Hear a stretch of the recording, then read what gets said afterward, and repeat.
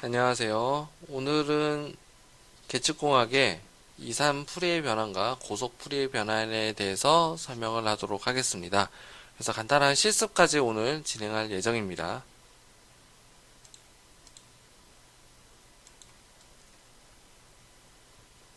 자, 그래서 지난 시간에는 우리가 이산 시간 어떤 신호와 그 다음 신호의 정의와 그 다음에 이 신호를 필터를 씌워봐서 신호를 좀 이제 변경해보는 것까지 우리가 좀 한번 해봤고요.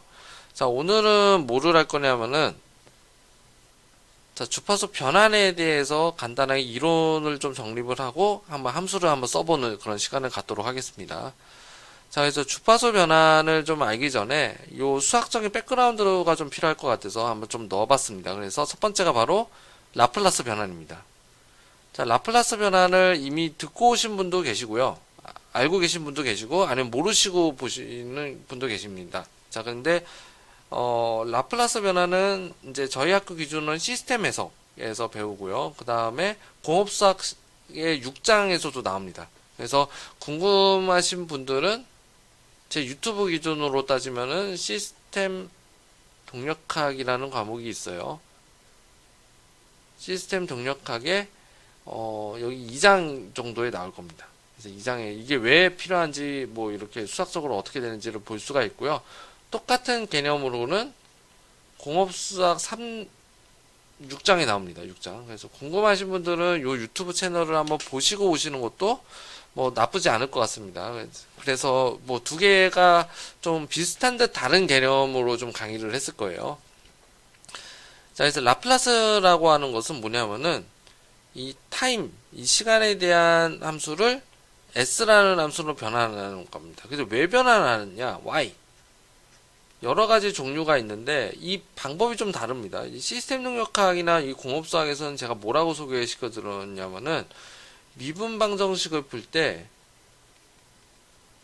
이 미분 방정식을 기교적으로 푸는 방법이 바로 1장, 2장에서 배웠고요. 공업수학 1장, 2장. 자, 그런데 미분 방정식을 좀 수학적으로 대수방정식으로 좀 바꿔가지고 문제를 푸는 방법이 바로 라플라스 변환입니다. 이게 풀이법으로 따지면 그렇게 돼요. 풀이는 그렇게 해서 미분 방정식을 대수 방정식으로 바꿔줘서 문제를 풀 수가 있고요. 사실은 라플라스 변환은 주파수 변환에 용이하기 위해서 라플라스 변환을 하는 이유도 있습니다. 사실은. 근데 이제 두 개가 다 포함이 되어 있어요. 그래서 미분 방정식을 대수 방정식을 바꿔서 좀 풀이를 좀 이지하게 좀 만드는 경우도 좀 있고요. 그리고 시스템을 좀 이해를 좀 이렇게 물리량으로 좀 빠르게 이해를 할 수 있게 뭐 지난 시간에 제가 간단하게 말씀을 드렸죠. 전달함수라는 개념을 좀 쓸 때도 라플라스 변화는 좀 많이 씁니다. 인풋 대비 아웃풋으로 나타내주면 좋잖아요. 그렇죠? 그래서 뭐 몇 대 몇이냐 약간 이런 식으로 계산을 해주시면 또 편하기 때문에 라플라스 변환을 좀 많이 애용을 합니다. 자, 주파수 분석할 때도 라플라스 변환이 많이 쓰여요. 근데 직접적으로 쓰이진 않지만 이 수학이 좀 쓰인다고 보시면 됩니다. 그래서 t가 s 도메인으로 좀 예측이 되는 거고 이 s는 물리량이 실수 플러스 허수입니다. 이렇게 되어 있어요. 그래서 여기 시그마는 J라고 좀 많이 쓸게요. J의 허수를 어떻게 썼죠? 오메가 이렇게 썼습니다. 많이 봤죠? 오메가 어디서? 이거 주파수입니다. 사실은. 자, 그래서 관계가 어떻게 되냐? 자, 풀이의 변화는 뭐냐면은 똑같습니다. 라플라스나 사실 시간에 대한 함수를 주파수에 대한 함수로 변환을 시켜줍니다. 그래서 t를 오메가로 바꿔주는 거예요. 그래서 라지 x는 변환이 된 거를 얘기해 주는 거고 스몰 x는 시간에 대한 시그널을 얘기를 해줘요. 보통 약속은 그렇게 되어 있습니다. 자, 오메가는 2파이 f. 이 f가 뭐예요? 헤르츠죠. 그렇죠? 그래서 x 오메가라고 쓰기도 하고 xj 오메가라고 쓰기도 하고 xf라고 쓰기도 하고 다 똑같은 표현인 겁니다. 자, 그런데 자, 여기서 이제 보면은 라플라스랑 풀이의 변환의 관계가 어떻게 되어 있냐면은 사실은 라플라스 변환이 되면은 라플라스에서 풀이의 변환하는 건 굉장히 쉽습니다. 물론 이게 한 번에 변형이 되는 게 바로 풀이의 변환인 거고요. 라플라스로 변환을 하면은 바로 한 번에 변환을 할 수가 있는데 라플라스는 S를 시그마 플러스 J 오메가로 보는 거고요. 풀이의 변화는 S를 J 오메가로 보는 겁니다. 그러니까 범주가 어떻게 되냐? 라플라스가 굉장히 큰 범주예요. 그리고 그 안에 특수한 케이스가 바로 풀이의 변환이라고 생각을 하시면 됩니다. 라플라스는 S, 풀이의 변환은 S 중에서도 허수값만 있는 경우를 풀이의 변환이라고 지칭을 하는 겁니다. 그래서 수학이 완전히 똑같아요. 라플라스 변환에 있는 수학과 풀이의 변환이 있는 수학이 똑같다라는 거예요. 그래서 지난번에 그 합성곱을 풀이의 변환으로 하면은 그냥 곱으로 바뀌어지잖아요. 라플라스도 마찬가지입니다. 라플라스 변환도 합성곱, 시간에 대한 합성곱을 라플라스 변환을 취하면은 그냥 곱셈으로 바뀌어버려요. 그래서 그런 어떤 특징을 좀 가지고 있습니다. 자, 그래서 요 개념을 가지고 이제 풀이의 변환을 좀 볼 건데, 자, 먼저 우리가 살펴봐야 될 게 연속시간 풀이의 변환. 그래서 CTFT라고 얘기를 합니다. 그래서 이론을 다 듣고 오신 분들은 이 얘기가 무슨 말씀인지 알 거고요. 여기서는 제가 지금은 유도는 해드리지 않겠습니다. 어차피 유도가 중요한 건 아니니까요. 자, 풀이의 변화는 시간 신호를 주파수로 변경을 해서 식이 이렇게 생겼습니다. 왜 이렇게 나왔냐? 그거는 여기서 설명해 드리기엔 되게 오래 걸립니다. 그래서 이 식은 어떻게 되냐면은 이게 시간 신호죠. 그래서 시간 신호를 어떤 이상한 허수 값을 곱해줘서 적분을 해주면은 뭘로 바뀌냐면은 주파수 신호로 바뀐다, 이런 뜻인 겁니다. 자, 마찬가지로 주파수 신호를 시간 신호로 변경할 수 있습니다. 이런 경우에는 이 식을 쓰시면 된다라는 거예요. 자, 앞에 뭐 2파이분의 1이 왜 나왔냐? 지금은 중요한 게 아닙니다. 이 개념만 아시고 넘어가셔도 전 충분하다라고 생각을 해요. 이걸 전반적으로 설계를 하거나 필터를 설계를 하거나 하시지는 않잖아요. 풀이의 변환을 뭐 설계를 하거나 하시지는 않기 때문에 이 개념을 가지고 그냥 접근을 하시는 거를 좀 추천을 좀 드리고 싶습니다. 자, 그러면은 아까는 연속시간 풀이의 변환이고요. 지금은 이산시간 풀이의 변환을 한번 보도록 할게요. 그래서 Discrete Time Fourier Transform이라고 얘기를 하고요. 어떻게 바뀌냐면요. 이렇게 바뀝니다. 자, 주파수에 대한 신호, 인테그랄. 요게 어떻게 바뀌냐면 이 인테그랄이 이렇게 시그마로 바뀌고요. 그 다음에 뒤에 있는 요 식 자체가 이산시간으로 바뀌어버립니다. 자, 그래서 요 식이 뭐냐면 DFT예요. 이 식이 DFT. 그리고 N이라고 하는 것은 특정 길이, 시간이라고, 데이터 길이라고 보시면 돼요. 자, 근데 DFT의 단점은 이론에서 다 듣고 오신 분들은 아마 요 이유를 좀 아실 텐데, 뭐냐면은 계산량이 너무나 많습니다. 너무나 많아요. 자, 왜 그러냐면은, 만약에 이제 0에서부터 뭐 10,000개라고 하면 10,000바이 만을 풀어줘야 되거든요. 10,000바이 만 풀어주는 게 보통 일이 아니에요. 계산량이 굉장히 오래 걸리고, 더군다나 옛날 컴퓨터 같은 경우에는 기종이 따라주질 않습니다. 요새는 뭐 10,000바이만 푸는 게 그렇게 어렵지는 않지만은, 근데 만약에 뭐 10만 바이 신반에 대해서 DFT를 해라라고 했을 때는 조금 고민이 좀 되겠죠. 뭐 1000만 바이 1000반 이런 것도 좀 고민이 많이 되고요. 자, 그런 경우에는 DFT를 쓰는 거라기보다는 어떤 거를 쓰냐면은 FFT라는 알고리즘을 씁니다. 자, 사실은 DFT랑 FFT는 결과가 똑같아요. 결과가 똑같은데 FFT는 뭐냐면은 제가 이제 정확하게 어떻게 알고리즘인지 정확하게는 잘 모르지만은 설명에 의하면 어떻게 되어 있냐? 요 뒤에 있는 요 항 보이시죠? 이스퍼넨셜 요 항이 사실은 굉장히 중복이 많이 있습니다. 그 중복된 것을 좀 줄여가지고 기저를 줄여서 계산하는 방법이에요. 그래서 짧게 끊어줘서 계산하는 방법이 바로 고속풀이의 변화입니다. 그래서 짧게 요거를 좀 중복되는 거를 줄여서 계산하다 보면은 연산 횟수가 어떻게 되냐? 원래 DFT의 연산은 뭐냐면은, 자, n이 1024예요. 라고 가정을 한번 해볼게요. 데이터의 길이가. 그럼 DFT를 해보면은 n의 제곱으로 DFT를 제곱을 할 수밖에 없습니다. 데이터량 연산 횟수가 이렇게 되는 건데, FFT 같은 경우에는 데이터량, 즉 연산의 수가 어떻게 되냐면은 한 가지의 n이 로그로 바뀝니다. 자, 그래서 이걸 계산하면은 1024여도 계산을 따졌을 때는 한 만 정도, 만 개 정도, 그 정도 이제 계산이 된다라고 보시면 되고요.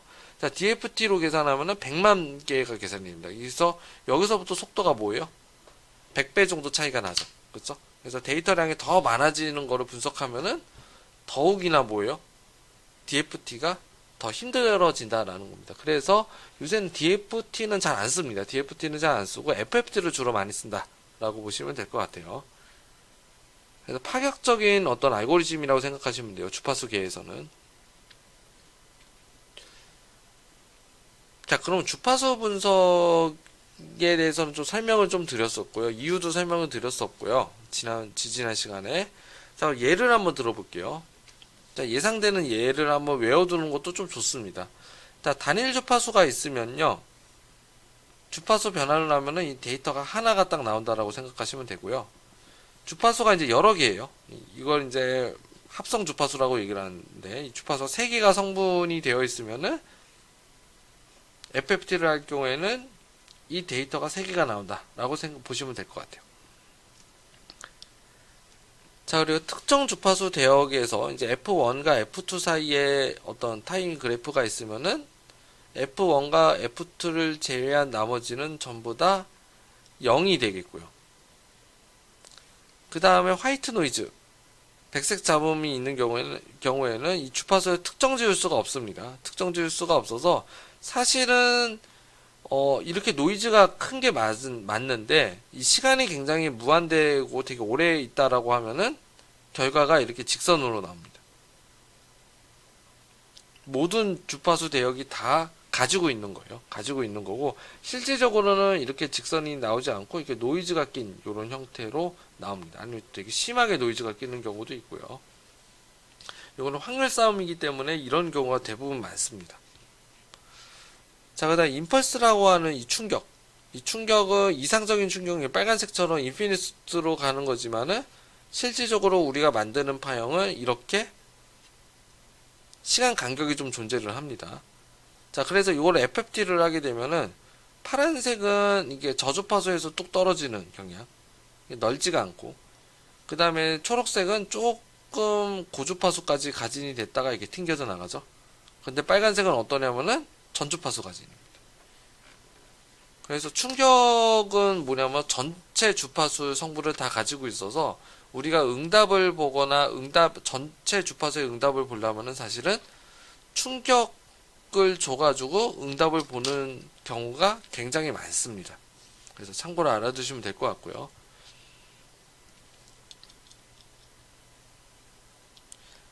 자, 그래서 여기서는 이제 샘플링 시간이나 주파수 변환의 관계가 반드시 이제 좀 정립이 돼야 되는데, 요 개념을 가지고 가셔야 됩니다. 이제 주파수 변환을 할 때는. 자, 뭐냐면은, 자, 예를 하나 들어볼게요. 자, 1Hz의 어떤 데이터를 측정하려면은, 자, 1Hz는 1초 동안에 한 번 이렇게 사인파가 진동을 한 거죠. 자, 그럼 한 번 이렇게 진동을 할 때, 적어도 데이터가 몇 개가 있어야 되냐면은, 2개는 있어야지 뭐예요? 사인파가 인식이 되죠. 올라갔다 내려갔네. 이런 식으로. 그러면은 1초잖아요. 이게 1초. 1Hz니까. 자, 1초에 2개의 데이터가 입력이 되면은 적어도 1Hz는 구분은 된다라는 거죠. 그랬을 때 이 데이터가 2개가 있다라는 것은 2개의 간격이 뭐예요? 0.5초 간격이라는 거죠. 자, 이제 헤르츠를 한번 올려볼게요. 100Hz라고 한번 해보겠습니다. 100Hz는 뭐예요? 0.01초입니다. 이런 식으로. 제가 다른 색깔로 한번 해볼게요. 자, 파란 색깔로. 0.01초라고 한번 해볼게요. 자, 0.01초다라고 하면은 0.01초에 마찬가지로 2개는 있어야 된다라는 거죠. 그러면 간격은 어떻게 바뀌어요? 0.005초가 된다라는 거죠. 그러니까 샘플링 시간이 어떻게 돼요? 적어도 0.005초 정도 돼야지 100Hz를 측정할 수가 있다라는 겁니다. 자, 그래서 이것을 뭐라고 그러냐면은 컷오프 주파수라고 얘기를 합니다. 컷오프 주파수. 자, 그랬을 때 이때 컷오프 주파수는 1Hz가 되고요. 이때 컷오프 주파수는 100Hz가 되는데, 자, 요 식이 되게 중요합니다. 자, 컷오프 주파수는 샘플링 시간의 절반입니다. 샘플링 시간의 절반이 샘플링 주파수의 절반인 거예요. 그래서 샘플링 주파수가 결정이 되면은 그 신호의 유효한 주파수가 결정이 된다라는 거예요. 그래서 컷오프 주파수 이상은 의미가 없는 데이터인 거예요.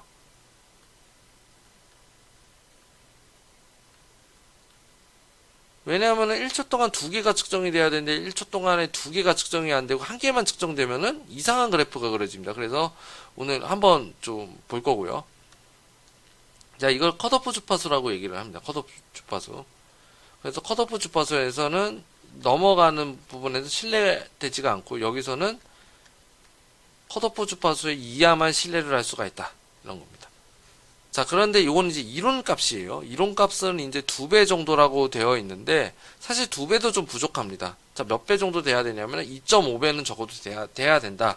여기 이제 교과서에 좀 나와 있는 거고, 저 같은 경우에는 한 4배 정도까지는 해도 괜찮다라는 주의입니다. 그래서 크기까지 맞출 거면 이제 10개를 해야 되는 거, 10배가 돼야 되는 거고요.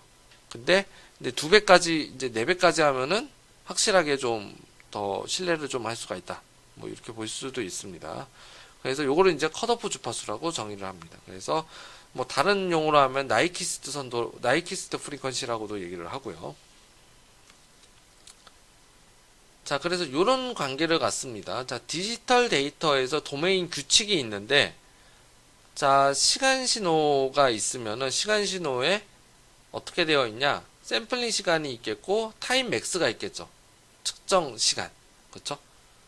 혹은 이제 발생되는 신호 시간이 총 시간이 있겠고, 총 신호 시간을 FFT로 변경을 하면은, 자, FFT로 변경했었을 때, 타임 프리퀀시로 변경했을 때는, 자, 라지 X가 이제 변환이 된 그런 식이 있고요. 그 다음에 주파수도 어떻게 돼요? 주파수 간격이 발생을 합니다. 왜냐하면 이제 이산 주파수 데이터가 되기 때문에. 그리고 주파수에서도 맥스 값이 있죠. 근데 맥스 값을 잘 보시면은 그 맥스 값이 뭐냐? 바로 샘플링 주파수입니다.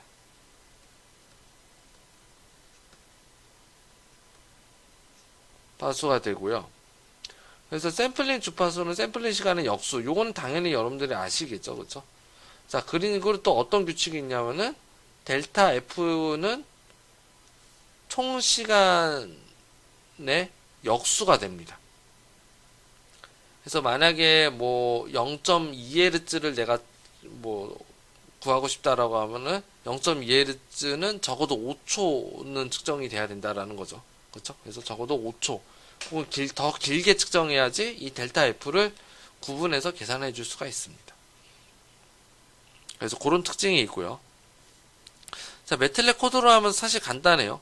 요렇게 생겼습니다. 요렇게. 그래서 FFTX 넣고요. 그 다음에 언더바, 이게 슬러시 해가지고 랭스 X 했잖아요. 이 데이터 길이를 넣어줘야 되는데, 왜 넣어줘야 되냐? 라고 하는 거는, 저도, 좀 대답을 해드리기가 좀 어려울 것 같아요. 이게 매틀렛 매뉴얼에 있습니다. 매틀렛 매뉴얼에.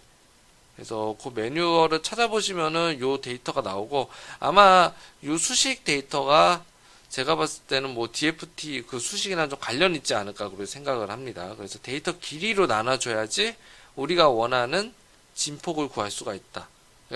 라지 X라고 하는 것은 주파수 데이터를 구할 수가 있는 겁니다.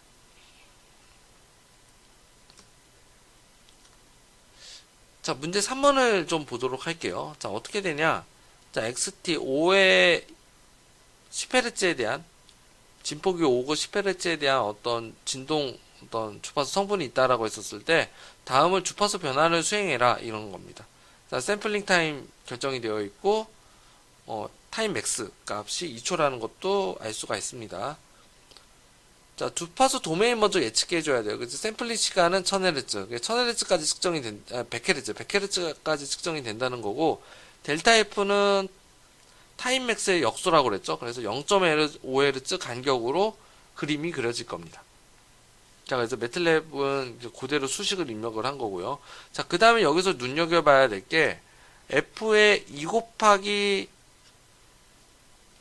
ABS-X 왜 이렇게 써줘야 되냐, 이렇게 써줘야지 진폭을 구할 수가 있는데, 자, 사실은 이건 좀 애매합니다. 애매한, 원래 그러니까 요렇게 쓰셔도 되고요. 원래 수식은 뭐냐면은 그러니까 그 주파수 성분이 샘플링 주파수를 기준으로 해가지고 절반을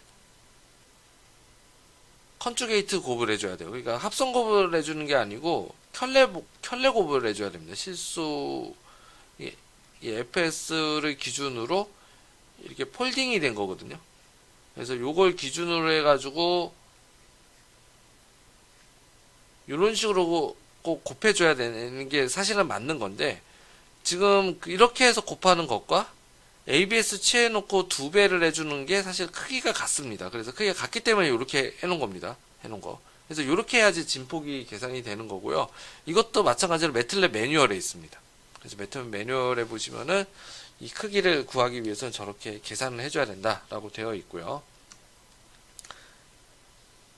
자, 그래서 이렇게 되어 있습니다. 문제 3번은 시간으로 그림을 그리면은 다음처럼 10Hz의 진폭이 5인 이런 어떤 데이터가 그려지는 거고, 요거를 이제 주파수 분석을 하게 되면은 주파수별에 뭐가 그려져요? 진폭이 그림이 그려지겠죠. 자, 여기가 컷오프 주파수입니다. 그렇죠? 왜냐하면 여기가 샘플링 주파수잖아요. 샘플링 주파수, 컷오프 주파수의 절반이라고 보시면 되는데, 자, 그래서 컷오프 주파수를 제가 뭐라고 그랬냐면은 그 전까지 신뢰할 수 있는 거고, 그 이상은 신뢰를 하면 안 된다라고 그랬죠. 그래서 신뢰 구간은 50Hz 이상부터입니다. 50Hz 이하부터. 50Hz 이하에 10Hz 있죠. 그리고 아까 데이터에 10Hz가 있고요. 그 진폭이 거의 5죠. 여기도 5라고 되어 있죠. 그래서 굉장히 분석이 잘 된 그런 케이스라고 보시면 됩니다. 자, 그런데 신뢰할 수 없는 구간에 보니까 90Hz가 있네요. 이게 뭐냐면 엘리어싱이라는 겁니다. 엘리어싱. 신호에 오류가 뜬 거예요. 오류. 그래서 신호의 오류를 방지하기 위해서는 뭐를 해줘야 되냐? 컷오프 주파수를 반드시 챙겨줘야 되는 겁니다. 그 컷오프 주파수 이상은 데이터를 뭐냐면은 믿지 않아야 된다라는 겁니다. 그래서 믿지 않는 그런 어떤 방법이라고 생각을 하시면 됩니다. 그래서 이런 경우가 지금 여기서는 눈으로 보이지만은 실질적으로는 데이터를 획득을 하다 보면은 이게 몇 헤르츠인지 감이 안 올 때가 있습니다. 그러면은 샘플링 주파수를 변동에 따라서 좀 달라질 수가 있기 때문에 이런 부분들을 좀 고민을 할 필요가 있습니다.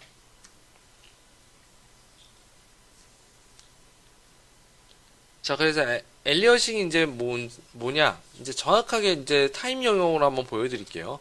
자, 검은색이 뭐냐면 아날로그, 원래 있는 원신호가 될 수가 있고요. 자, 샘플링 시간은 이 두 개를 한번 비교해 볼게요. 자, 그래서 요거에 대한 검정색 헤르츠는 100Hz예요.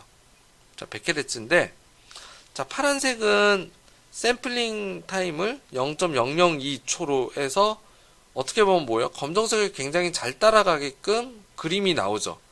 그래서 파란색으로 주파수 분석을 하게 되면은 100Hz가 정확하게 뜹니다. 이렇게.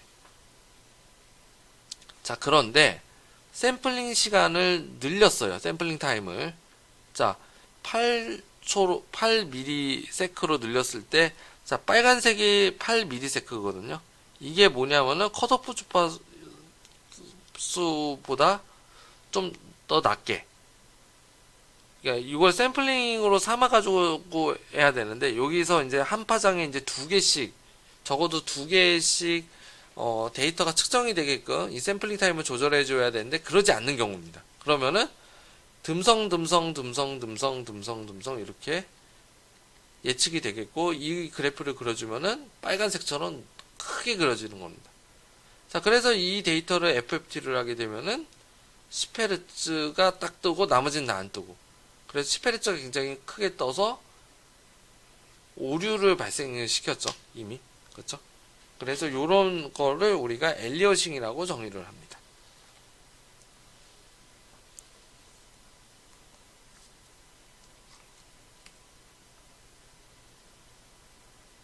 자, 그래서 매틀렛 예제를 한번 보시면은 아마 이해가 되실 거예요. 그래서 10Hz는 이렇게 하나가 뜨고요. 아까 우리 예제 하나 그거 그림으로도 한번 봐봤었죠. 자, 5와 3과 2Hz 같은 경우에도 하나씩 다 뜨는 것을 볼 수가 있습니다. 자, 그래서 앞에 있는 신호 1과 2의 어떤 매틀랩 그 함수들이니까 참고하시면서 공부를 한번 해보시길 좀 추천을 드립니다. 자, 오늘 수업은 여기까지 하도록 하겠습니다. 자, 들어주셔서 감사합니다.